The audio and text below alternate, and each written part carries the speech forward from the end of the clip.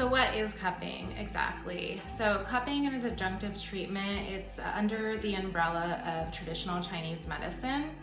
It was first discovered, I think they said somewhere in about 800 or 600 AD.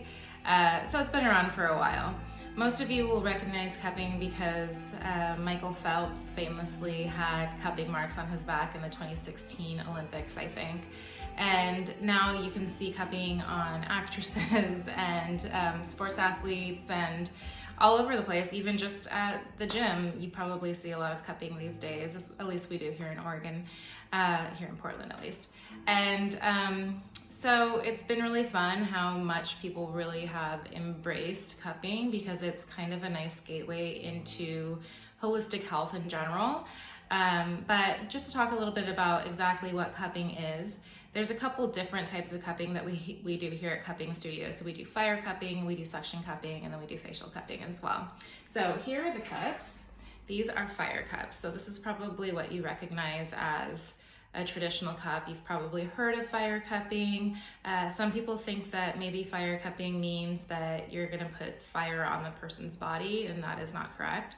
The fire should never touch the body. You shouldn't really feel much heat at all, and it should definitely not burn you.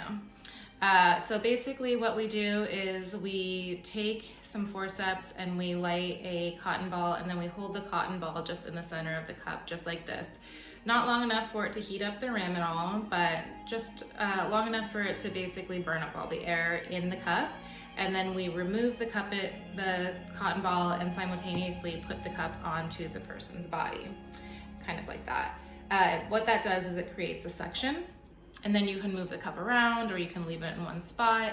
But that is the traditional style of fire cupping with these cups here. We also have Korean suction cups. These ones are made of plastic. Usually when I put these on the body, I don't actually move them around at all. Plastic is a little bit more abrasive for the skin. So when I put these on the body, I just leave them in one spot.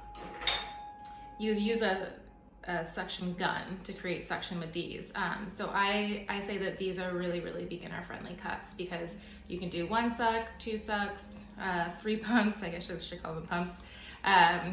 So you can really manipulate the suction really well. The fire cupping is a little bit more technique based, so your practitioner just really has to have a good technique. You can actually let a little bit of the air out of the fire cups to manipulate the suction a little bit, but it's a lot easier with these ones. So I usually say these ones are super beginner friendly, and this is what I usually tell people who are a little bit apprehensive when they first come in for cupping and they're not really sure what to expect. We do also have facial cups now, and here are 2 different types of facial cups. So facial cupping is a lot different than cupping on the body. You're not gonna get marks on your face, or in a perfect world, you wouldn't get marks on your face. So what you do with facial cups is you put a little bit of oil or lotion on the face. I use jojoba oil because it shouldn't break your skin out. And then what you do is you just move along the facial muscles, sliding the cup, and then doing what I like to call guppy kisses. So you kind of like suck into the cup and then let it go, then suck in and then let it go, and suck in and then let it go. So it shouldn't be leaving bruises on your face at all. Now, cupping on the body does leave bruises, as I'm sure you've seen them in all of the pictures. If you look at my Instagram, you can see pictures of cupping bruises everywhere. The cupping bruises shouldn't be painful. They can feel a little tender to the touch for the next day or 2 after you get cupping, especially if they're really dark. You'll definitely be like, oh yeah, I feel like I got something done here.